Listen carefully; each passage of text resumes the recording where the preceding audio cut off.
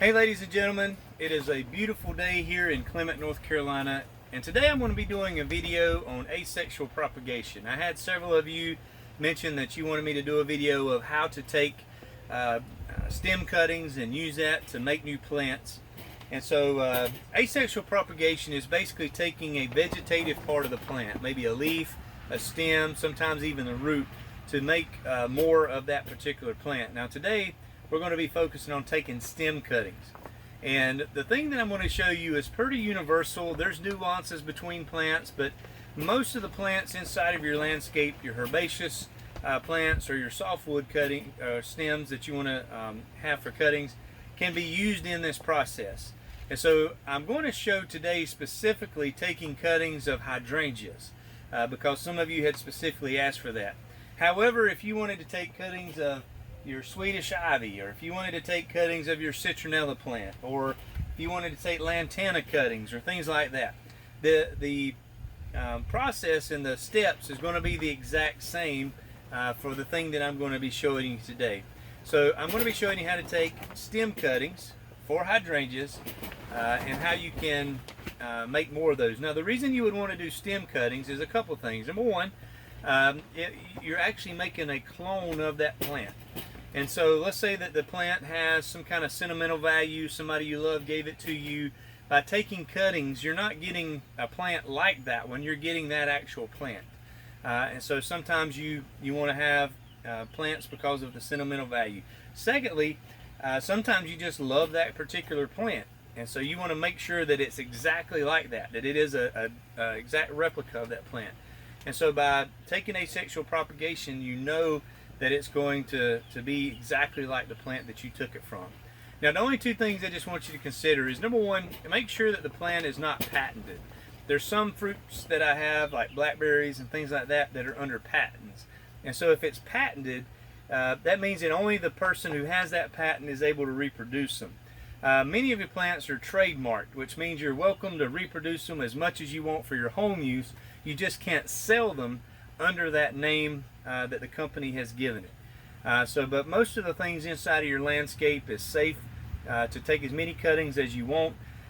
For some people, it's just a process that you enjoy doing it, and it's just cool to take a stem and see it grow roots and to make a new plant. So for whatever reason that you are here to learn this today, we're going to quit talking about it, and I'm actually going to go show you how to do it. So let's get started. Now before we go take our cuttings, I want to talk a little bit about the media and the containers. You can use any size containers. These are just some 4-inch flower pots. You can use cell packs like you get your bedding plants in. You can use milk jugs, cut them in half, just anything really. You can use plastic solo cups. Anything that can hold the soil, but the main thing is make sure that you have something that can drain. So if you use like milk jugs, or if you use solo cups, make sure that you poke some holes in the bottom of them. You do not want your cuttings sitting in water, because if they do, they're going to rot. Okay. Now media, or the potting soil that you use, does have some effect. And so let me just say, if you're going to do some things that take cuttings of things that root easy, such as coleus or begonias or things like that, a lot of times just regular potting soil that you get at your garden center is fine. If you're going to be doing a lot of cuttings, or if you're going to be doing cuttings of things that are harder to root, such as softwood shrubs or blueberry bushes or things like that, it might be beneficial to get what's called a propagation mix. And the difference is, if you notice in here, you see larger chunks of pine bark. That white stuff that you see is perlite. This here is just a little bit larger chunks than the things that you have. This propagation mix has been ground to finer particles, and so it's fluffier, it's lighter, and it allows more oxygen into the soil, and that extra oxygen helps to aid in root formation. All right, so you can even use things like perlite or vermiculite. You can get small bags of those if you want to use those for your cuttings. But for me, if it's something easy, regular potting soil is fine. If it's something a little harder, it might be beneficial to go buy a bag of propagation mix, and you can usually get it, for about $20, somewhere around in there, depending on where you live.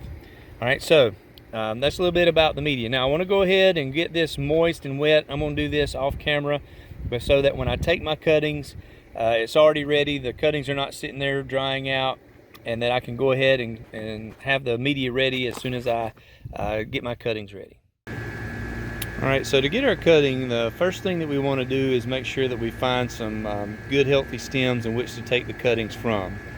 Now what you're wanting to look for is what we call herbaceous or softwood cuttings for the stem. So for example, when the stems get older, they have this brown look to them.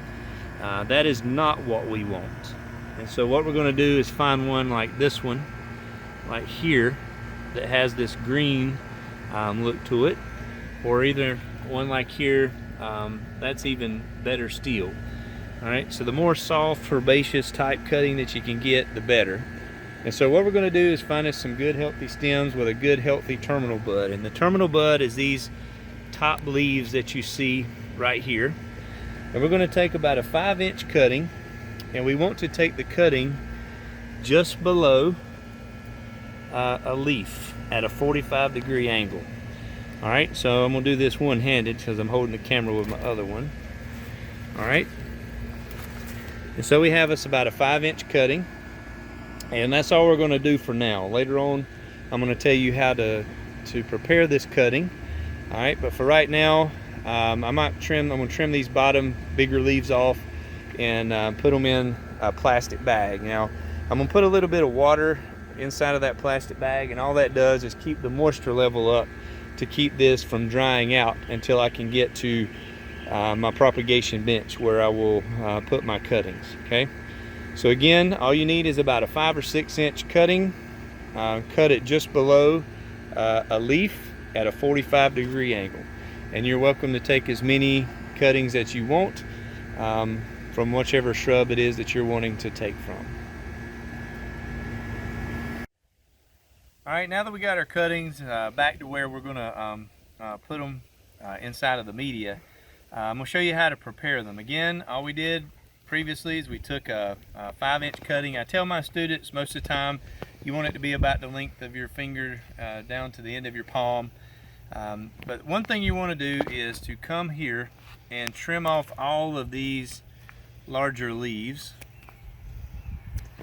so that you're left with something like this. You're going to leave these top leaves. We want to leave enough leaves that it can produce sugar through photosynthesis, but we don't want it to lose so much water through these larger leaves, and so we're just going to leave these top two here. Okay, now I told you earlier that you wanted to take your cutting, and so what I'm going to do is I'm going to recut this.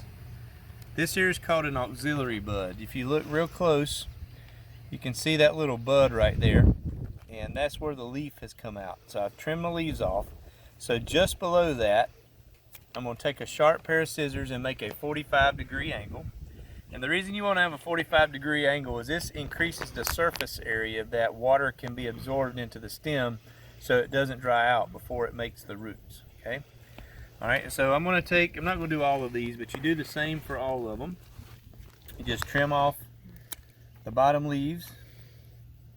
One thing else you need to make sure that you do is remove any flowers. So like here I see some flower buds. I want to make sure I remove those, because I know that sounds harsh to some of you because you like the pretty flowers, but by removing those flowers, it's not expending energy trying to reproduce and making a flower. We want it to spend all of its energy making roots. All right, now if you choose to leave some of these leaves on top, what you can do is take some of the bigger ones and just cut them in half. That's not going to hurt anything. Again, we want to leave enough leaf that it can reproduce sugars through photosynthesis, but at the same time we don't want it to lose so much water that it dries out. And again, I'm going to come out here and make sure I got a good sharp 45-degree angle right below the auxiliary bud. And so every how many cuttings you do it the same. And so now I have cuttings that look like this. All right, next thing I'm going to do is show you how you place them in the media. Now once we have our cuttings prepared the way we want to, and we have our media ready, you can use the container that you put it in. Really doesn't matter. You can use cell packs. You can use this is like a 4-inch flower pot. You can use milk jugs. Anything container-wise is fine to use as long as it has the ability to drain. Make sure that it's got holes in the bottom, because you do not want these stems sitting in water or else they'll rot. Okay. So what I like to do is go ahead. You can take a pencil or a dibble. You can take your finger. I just take my finger. I want to go ahead and put me a hole in whatever container I'm going to be putting them in. Now this here is important. You can go to any of your garden centers and you can get this. This is called rooting hormone. It's just a white powder, and it is a stimulant for the plant to help to make roots quicker, and it makes more roots. And so having this will greatly increase the effectiveness of your cuttings. And so what I'm going to do is take my cutting and I'm going to dip it in this powder, and I'm going to take my finger and kind of tap it to get the excess off. You don't want it to clump up or anything like that, because it can cause it to rot. The reason I put my hole here is you don't want to just stick these in the soil, because you'll wipe the rooting hormone off of the stem. So I already have my hole, and I'm going to place this cutting inside of this, and then I'm just going to firmly put it into the soil. And I'm going to do that for each of these cuttings. You want to place them, you know, maybe an inch or so deep.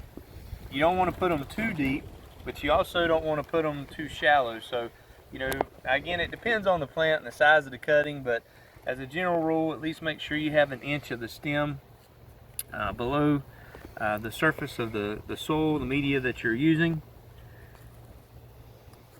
And then that's it of that. I mean, it's just that simple. Okay. Next thing I'm going to show you is how to keep these from drying out before the things root. Okay. All right. Once you have your cuttings done, you need to make sure that you put them somewhere that they're not going to dry out. Now, some of you may be fortunate enough to have a small greenhouse. If that's the case, make sure you have a shade cloth or something to help diffuse some of the sunlight.